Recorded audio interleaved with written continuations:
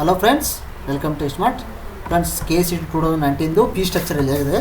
ಈ ವರ್ಷ ಏನೇನು ಚೇಂಜಸ್ ಇದೆ ಅಂತ ಡೀಟೇಲ್ ಆಗಿ ನೋಡೋಣ ಫ್ರೆಂಡ್ಸ್. ಇದಕ್ಕೂ ಮುಂಚೆ ನಮ್ಮ ಚಾನಲ್ ಸಬ್ಸ್ಕ್ರೈಬ್ ಮಾಡಿಲ್ಲ ಅಂದರೆ ದಯವಿಟ್ಟು ಸಬ್ಸ್ಕ್ರೈಬ್ ಮಾಡ್ಕೊಳ್ಳಿ ಹಾಗೂ ಬೆಲ್ ಕ್ಲಿಕ್ ಮಾಡಿ.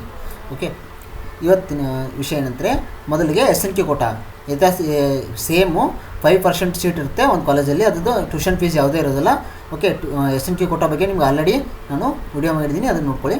ನೆಕ್ಸ್ಟು, ಇನ್ ಕೇಸ್ ನಿಮ್ಮ ಗೌರ್ಮೆಂಟ್ ಇಂಜಿನಿಯರಿಂಗ್ ಕಾಲೇಜ್ ಸಿಕ್ತಂದರೆ, ಓಕೆ, ನೀವೇನಾದರೂ ಗೌರ್ಮೆಂಟ್ ಇಂಜಿನಿಯರಿಂಗ್ ಕಾಲೇಜ್ ಸಿಕ್ತಂದರೆ ಅವಾಗೇನಂದರೆ ವಾರ್ಷಿಕ 15,000 ತುಂಬಬೇಕಾಗುತ್ತೆ.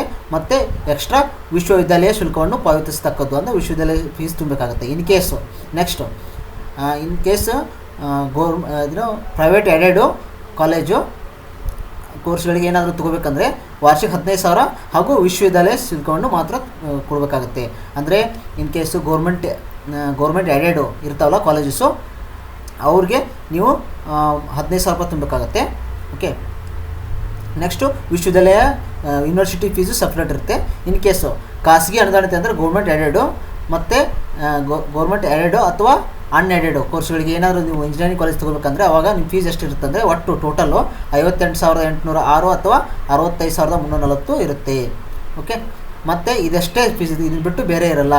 ಓಕೆ, ಇನ್ ಕೇಸು ಮ್ಯಾನೇಜ್ಮೆಂಟ್ಶಿಪ್ ಕೋಟಾ ತೊಗೋಬೇಕಂದ್ರೆ ಇಷ್ಟಿರುತ್ತೆ ನೋಡಿ, 1,43,748 ಹಾಗೂ ಅಥವಾ 2,01,960 ರೂಪಾಯಿ ಇರುತ್ತೆ.